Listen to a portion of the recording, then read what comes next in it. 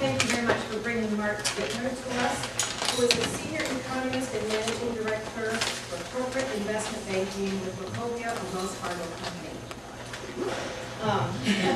Mark joined Wachovia in 1993 and is responsible for tracking U.S. and regional economic trends. He writes and produces several publications for Wachovia, including the weekly economic and financial commentary, the monthly economic outlook, and regular updates on the housing market, regional economies, and inflation. Prior to joining Wachovia, Mark was economist for Barnett Banks in Jacksonville, Florida. Mark's work has been featured in the New York Times, the Wall Street Journal, Business Week, USA Today, and many other publications.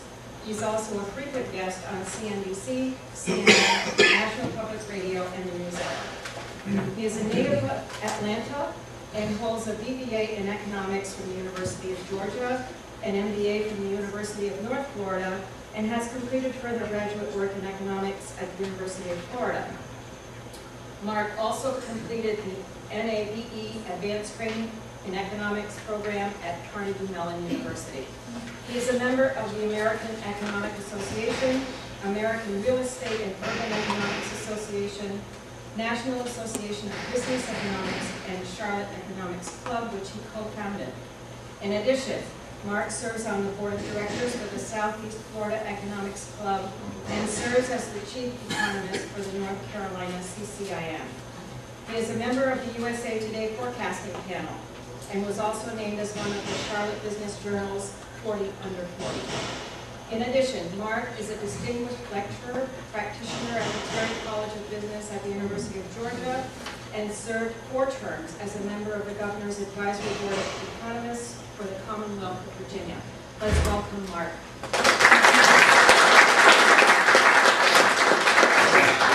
Not that I needed every minute of an introduction, but we needed every minute of that introduction in order to get this thing up and running. The economy is in a very interesting place right now. I mean, a kind word for it. And what I thought I'd do is talk a little bit about where we see things, talk to you a little bit about how we got through this mess, and talk a little bit about Florida, and then take some questions. That's a pretty tall order. First off, there was one really good bit of news, and I have to celebrate it because I've been in this business a long time. We had a long drought, and in today's St. Petersburg Times, Bob Trudeau has got a nice little piece on Wells Fargo in there because yesterday we surprised Wall Street, had some good earnings. Our stock went up 5 points. And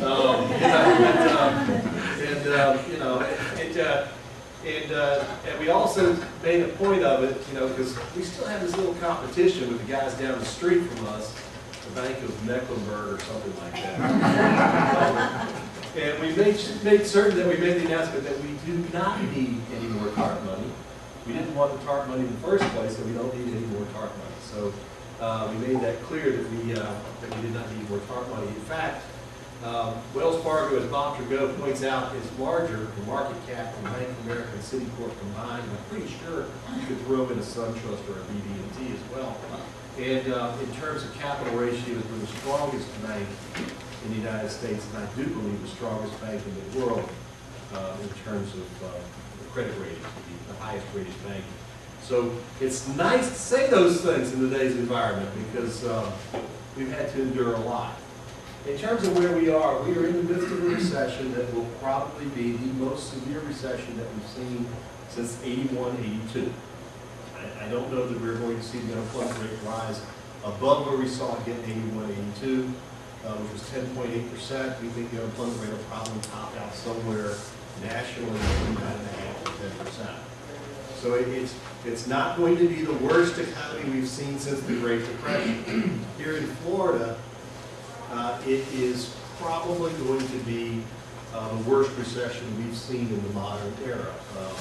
73, 75 was our worst recession in Florida. In fact, in 81, 82, we were still getting out of the recession in 73, 75.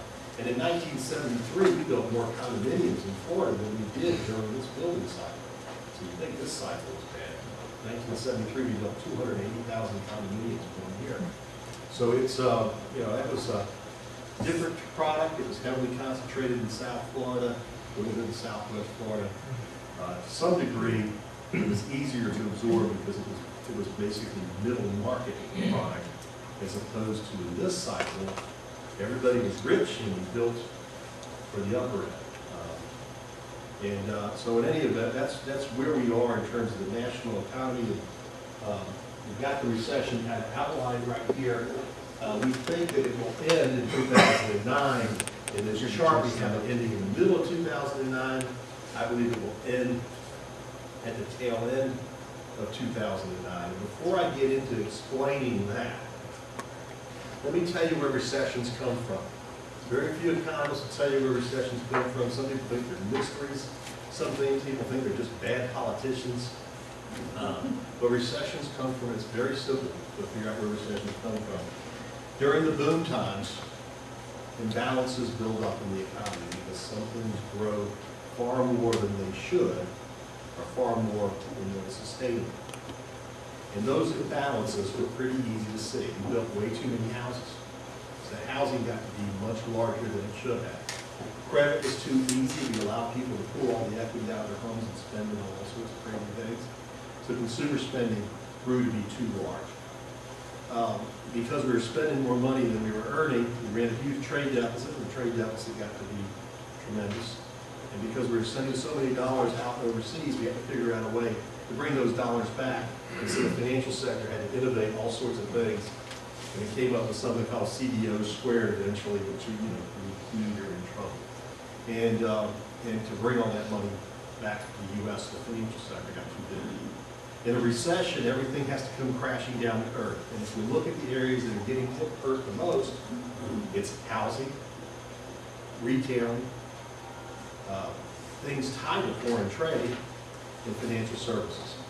And if you live in an area that has a heavy concentration in those industries, you're getting a double whammy. And Florida built more houses than any other state in the country during the boom. We built more than they built in California. And so naturally we're getting hurt. Financial services are more important in Florida than they are nationally. So we're getting hurt there. International trade has been one of the hot areas in Florida. It's hurting. So we're getting it all the way around. The recession will end at the end of 2009. And when I tell people that, this is the third recession that I've dealt with. I've been in Congress for 26 years. It's only the third one that I've dealt with. By far the most serious.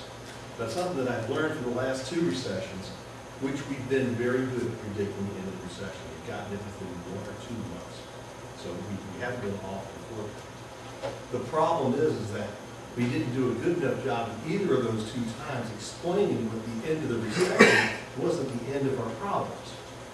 And so I came up with a little analogy here to describe what the end of the recession is like. And we'll use this chart up here to describe it here. Now, see, this is... You want me to go back? Go back one.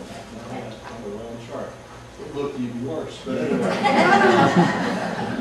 The recession began at the tail end of 2007, and problems in the economy began August 9th, 2007. On that day, BNP Paribas, which is the largest French bank, announced they were going to suspend redemption of 2 mutual funds that they offered because they had investments in subprime mortgages which they could not value. So suddenly, the wave just spread throughout the financial world. Oh my God, the subprime messes hit the wall. We're headed, everything, and basically the financial market seized up, and the stocks made an awful lot of points that day. 2 weeks later, how many of you watch Jim Cramer every once in a while? 2 weeks later, he had his rant. Now, his rant was around, I think it's at like 3 o'clock or 3:30 in the afternoon. He has this thing that comes on for a few minutes. It's called Stop Trading. And he just, went off on the Federal Reserve and said, they had no clue. They knew nothing. And you go to YouTube. Yahoo and YouTube. I could come up with a website. That might be, I gotta go register that sucker.